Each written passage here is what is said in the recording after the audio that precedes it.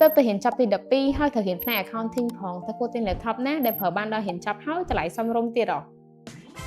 ទៅពិបាកគិតទៅអីអូនចាំបង recommend laptop 3 model ដែលល្អប្រើមែនតើសម្រាប់អ្នកហ៊ាន accounting ហ្នឹងហ្មងចំពោះ spec ដែលសមល្មមសម្រាប់ប្រើប្រាស់ការងារបែបហ្នឹងគឺគួរតែជ្រើសរើស CPU ចាប់ពី Core i5 ឬក៏ Ryzen 5ជាមួយនឹង RAM ចាប់ពី 16GB ឡើងទៅដោយសារតែការងារ accounting ហ្នឹងគឺតម្រូវឲ្យយើងបើកប្រើប្រាស់ទិន្នន័យឬកម្មវិធីច្រើនមុខក្នុងពេលតែមួយ spec ប៉ុណ្ណឹងគឺវាជួយឲ្យការងាររបស់យើងដំណើរការបាន smooth រលូនស្រួលប្រើមែនតើចុះវិញ model ហ្នឹងមានអីខ្លះហើយបងសម្រាប់ model ទី1ហ្នឹងគឺ MSI Model 14 series ថ្មីមានជាមួយនឹង spec CPU Core i5 ជាមួយនឹង RAM 16GB LPDDR5 storage 512GB Gen 4ចំពោះឯទំហំអេក្រង់វិញមានទំហំ14 inch Full HD Plus ប្រភេទ IPS panel ដែល MSI Model series ថ្មីនឹងដែរមកជាមួយនឹងពណ៌ Platinum Gray មានរូបរាងប្រណិតស្ដើងស្រាលទម្ងន់ត្រឹមតែ 1.5 គីឡូមានតម្លៃ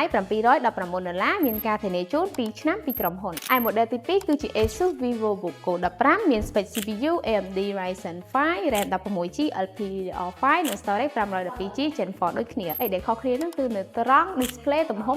15.6 inch resolution Full HD ជាប្រភេទ IPS panel ដែល laptop នឹងដែរគឺមានជម្រើសពីរពណ៌អ្នកទាំងអស់គ្នាជ្រើសរើសគឺពណ៌ mix black និងពណ៌ green gray ដែលមានរូបរាងស្ដើងស្រាលដូចគ្នាទម្ងន់ត្រឹមតែ 1.63 គីឡូក្រាមមានតម្លៃ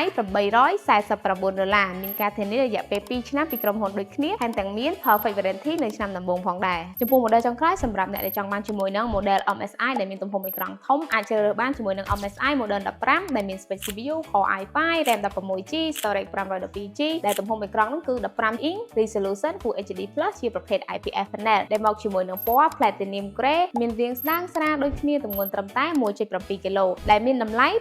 $739ឯការធានារយៈពេល2ឆ្នាំ model ទាំង3នេះពិតជាស័ក្តិសមមែនទែនសម្រាប់អ្នកធ្វើការងារការិយាល័យការងាររដ្ឋបាលគណនេយ្យករការងារ productivity ឬក៏ការងារផ្សេងៗប្រចាំថ្ងៃទៀតហ្នឹងណាបានយ៉ាងរលូននិងមានប្រសិទ្ធភាពពីព្រោះប៉ុណ្ណឹងហើយអាចរើបាននៅអូនប៉ុណ្ណឹងរើបានហើយបងបើអ្នកទាំងអស់គ្នាចង់ដឹង detail ជាងហ្នឹងអាចមករកមើលនៅហាងផ្ទាល់បានចឹងបើអ្នកទាំងអស់គ្នាមានតម្រូវការជាមួយនឹង computer គ្រប់ spec គ្រប់កម្រិតដែលមានតម្លៃសមរម្យគុណភាពខ្ពស់អាចមករកទិញបាននៅហាង Public Computer ឬក៏អាចទំនាក់ទំនងសួរព័ត៌មានបន្ថែមតាមរយៈលេខទូរស័ព្ទ Facebook Page និង Telegram ដែលមាននៅក្នុងវីដេអូនេះស្រាប់